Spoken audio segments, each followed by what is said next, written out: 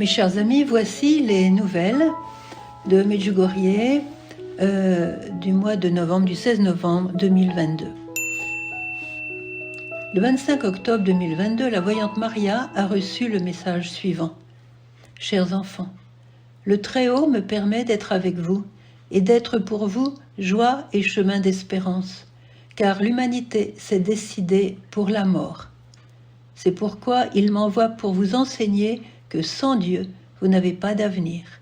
Petits enfants, soyez instruments d'amour pour tous ceux qui n'ont pas connu le Dieu d'amour. Témoignez joyeusement de votre foi et ne perdez pas l'espoir en un changement du cœur de l'homme. Je suis avec vous et je vous bénis de ma bénédiction maternelle. Merci d'avoir répondu à mon appel. Novembre n'est pas fini. Il est beau de voir combien le peuple croate prend à cœur ses défunts. Ici, les cimetières sont de vrais jardins. Mais surtout, messes et prières sont dites chaque jour en faveur des défunts. Et ceci est un grand acte de charité envers ceux qui nous ont précédés dans l'au-delà. C'est une très belle preuve d'amour, de notre amour pour eux, à la portée de tous. Dans les années 80, les voyants ont raconté qu'un jour, au moment de l'apparition, ils ont vu la Vierge se déplacer dans la foule qui priait avec eux, et elle bénissait toutes les personnes présentes.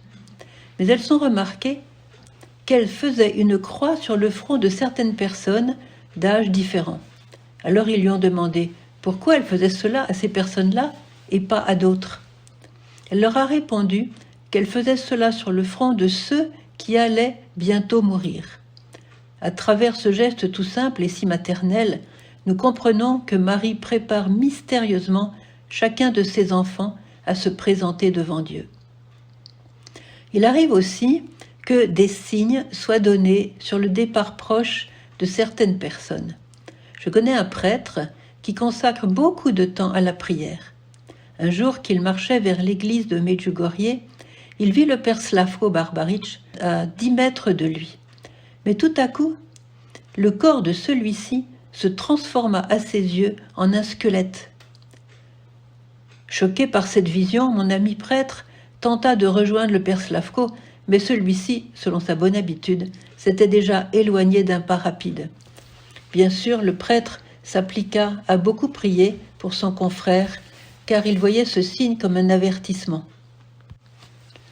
Effectivement, quelques jours plus tard, à la fin d'un chemin de croix au sommet du mont Križevac, à la surprise de tous, le père Slavko rendait son âme à Dieu.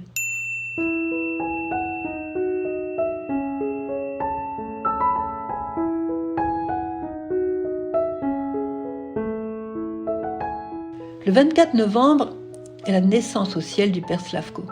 Et à l'occasion de cet anniversaire, je souhaite partager l'un des conseils percutants qu'il donnait dans ses homélies. Il s'agit ici de la médisance, de ceux qui disent du mal de leur prochain et se complaisent dans des conversations malveillantes. Voici ces paroles en substance. Lorsque vous voyez quelqu'un commettre un péché ou que vous entendez dire que quelqu'un a commis une faute, vite, vous prenez votre téléphone et vous dites à vos amis « Regarde ce qu'un tel a fait ». Non, ne faites pas cela. Je vous suggère une autre attitude, celle d'un chrétien. Prenez votre téléphone et dites à vos amis « Tu sais, j'ai appris une mauvaise nouvelle. Quelqu'un a commis une faute importante et je suis bien attristé. Je ne veux pas te dire maintenant de quoi il s'agit, ni de quoi il s'agit, mais je te propose de faire avec moi une neuvaine de prières et de jeûnes pour cette personne, afin que Dieu lui vienne en aide. Et après, je te dirai de quoi il s'agit. Je peux vous assurer, ajoutait le père Slavko, que vous allez perdre la plupart de vos amis. Bien sûr, c'est une note d'humour, mais il y a du vrai dans ce qu'elle dit. C'est ainsi que le père Slavko évangélisait. Il nous invitait toujours à vivre une conversion très concrète. En bon confesseur qu'il était, il nous aidait à déceler les mauvaises habitudes que nous pouvons avoir sans même nous en rendre compte et qui souillent nos âmes. Ainsi, prenant conscience de nos transgressions, il nous aidait à nous en débarrasser. Le 24 novembre, beaucoup de villageois feront une marche de Tchérin, son village natal, à sa tombe. le suppliant d'intercéder avec puissance pour la paix dans nos cœurs, la paix dans nos familles et la paix dans le monde.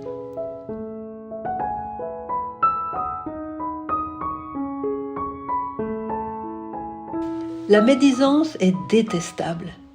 Maria Simma m'en a parlé durant mes dialogues avec elle. En effet, elle avait ce charisme de voir les âmes qui souffraient au purgatoire et elle disait que la médisance, et plus encore la calomnie, étaient de grands péchés dont les conséquences peuvent être désastreuses. On peut en effet détruire une réputation, voire même pousser quelqu'un au suicide. À cause de la médisance, beaucoup d'âmes se trouvent au fin fond du purgatoire et souffrent beaucoup pour se purifier avant de pouvoir aller au ciel. Déjà, l'apôtre Saint Jean nous mettait en garde contre le mal que l'on peut faire par la langue.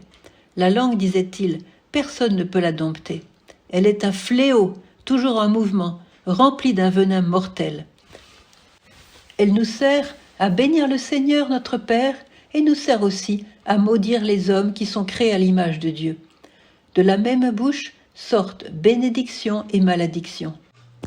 Mes frères, il ne faut pas qu'il en soit ainsi. Ainsi parle donc l'apôtre Jacques au chapitre 3 de sa lettre.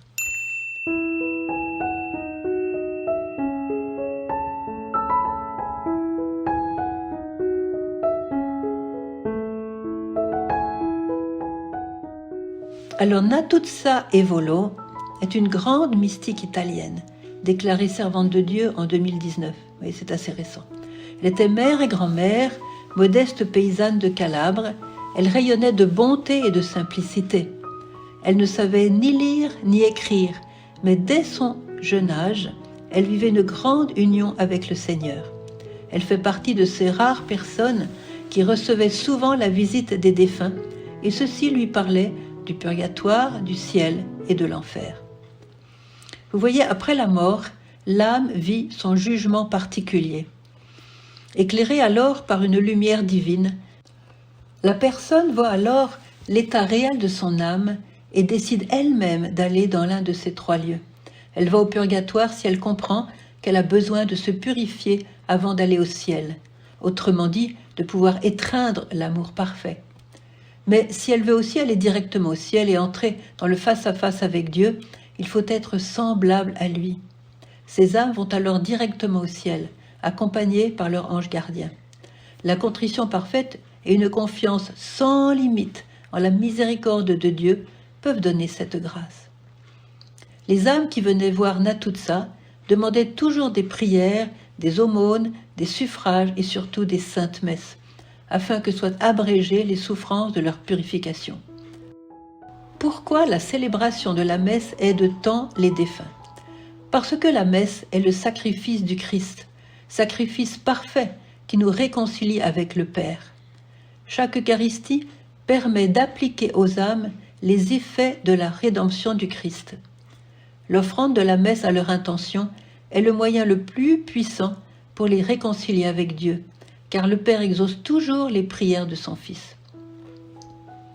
De nombreux saints ont vu le purgatoire, et merci au Seigneur de nous donner de tels témoins, car aujourd'hui le sujet du purgatoire a presque complètement disparu de la prédication. Dommage. Toutefois, au cours de mes missions, j'ai vu chez les personnes de tous âges une immense soif de connaître la vérité sur les fins dernières de l'homme. Mais bien sûr, l'ennemi de nos âmes s'applique à faire taire les vérités de la foi pour pouvoir mieux tendre ses pièges aux enfants de Dieu. Il suscite confusion, flou spirituel et ignorance pour mieux leur offrir ses fausses doctrines sur l'au-delà. Lorsqu'en 1981, la Vierge a pris avec elle les voyants Visca et Jacob pour leur montrer le ciel, le purgatoire et l'enfer, elle a bien précisé que nous n'avons qu'une seule vie sur la terre, car, dit-elle, après la mort, il y a l'éternité. Je répète, après la mort, il y a l'éternité. Croire qu'après la mort, il n'y a rien est une grave erreur, a-t-elle dit. De même, c'est une erreur de croire que nous pouvons naître plusieurs fois sur la terre, car, dit-elle, la réincarnation n'existe pas. Quelle est la meilleure clé pour le paradis? N'oublions jamais que nous avons été créés par amour et pour l'amour. Le but de notre vie, c'est le ciel. C'est notre degré d'amour de Dieu et du prochain qui fera pencher la balance au moment de notre passage vers l'au-delà. Saint Pierre nous dit, avant tout, ayez entre vous une charité intense, car la charité couvre une multitude de péchés. Je répète, la charité couvre une multitude de péchés. C'est la première lettre de Pierre, chapitre 4. N'oublions jamais que Dieu rêve de nous combler de son amour, que son grand désir est de nous prendre au plus tôt auprès de lui pour nous introduire dans son propre bonheur. N'a-t-il pas versé tout son sang pour cela? Son amour pour nous est indicible. Et la souffrance des âmes au purgatoire est une souffrance d'amour, une souffrance de nostalgie d'amour. Elles ont connu cet amour au moment de la mort, elles le désirent ardemment et se repentent de l'avoir si souvent offensé, blessé, ignoré, rejeté. À cause de leur souillure, elles doivent attendre avant de pouvoir enfin étreindre celui qui n'est qu'amour. Voulons-nous aller directement au ciel après la mort?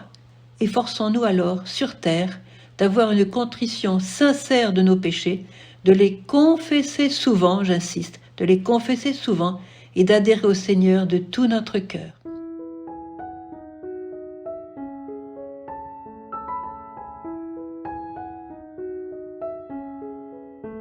Sœur Faustine a recueilli ces merveilleuses paroles de Jésus. Ce sont des perles à retenir, un vrai remède contre toute forme de peur.